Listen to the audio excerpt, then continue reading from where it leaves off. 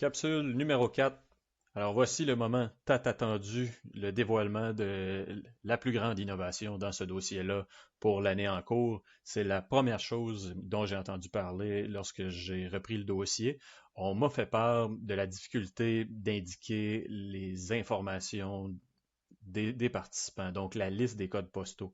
Ici, on veut savoir en fait, les participants, d'où est-ce qu'ils proviennent sur l'île de Montréal. Parce que je vous rappelle qu'un des critères principaux du programme, c'est d'avoir des participants qui proviennent d'au moins 10 arrondissements différents de l'île de Montréal.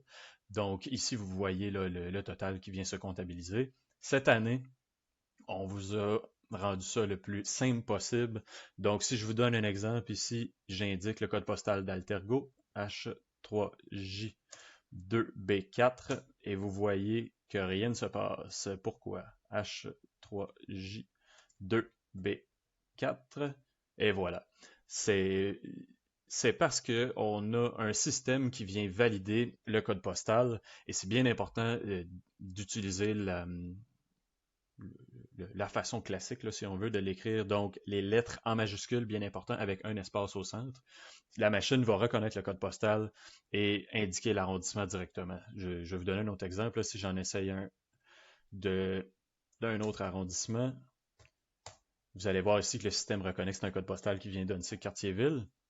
Donc, si je descends au bas complètement, on voit que les codes postaux ont bien été comptabilisés et que vous avez un total de 2 participants.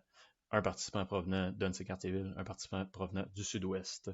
Donc, en espérant que ça va vous sauver du temps de traitement et puis limiter les erreurs aussi. Donc, une fois que ça c'est fait, on passe au formulaire COVID.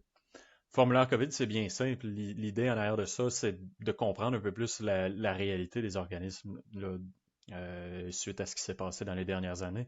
Donc, on vous demande ici d'indiquer le nombre d'employés permanents avant la pandémie, donc avant le 1er février 2020, puis le nombre moyen d'employés permanents que vous avez eu pendant la pandémie de COVID-19, et puis finalement le nombre d'employés permanents à ce jour.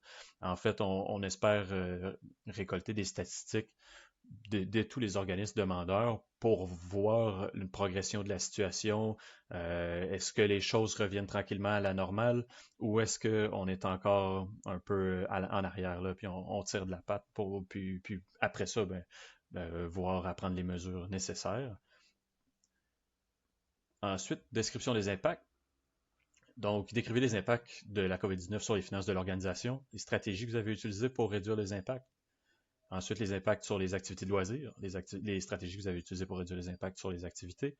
Et puis finalement, c'est une question qui fait un lien avec une des questions au début. En fait, si vous n'avez pas réalisé des activités entre le 1er avril 2020 au 31 mars 2021 et que vous faites une demande de financement, expliquez les raisons pourquoi vous avez besoin d'un financement.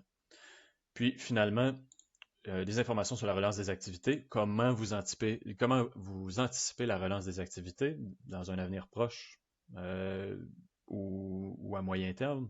Et puis, avez-vous mis en place des activités après le 1er avril 2021? Donc, à la fin de la période qu'on analyse là, en ce moment pour les demandes de soutien financier. C'est tout pour cette capsule-là. On se retrouve dans la dernière capsule, la capsule 5, pour vous expliquer un peu le système de contrôle là, des documents, faire quelques petites précisions sur les documents qui sont à joindre, et puis d'autres précisions là, sur le fonctionnement du dépôt des demandes. Alors, à tout de suite.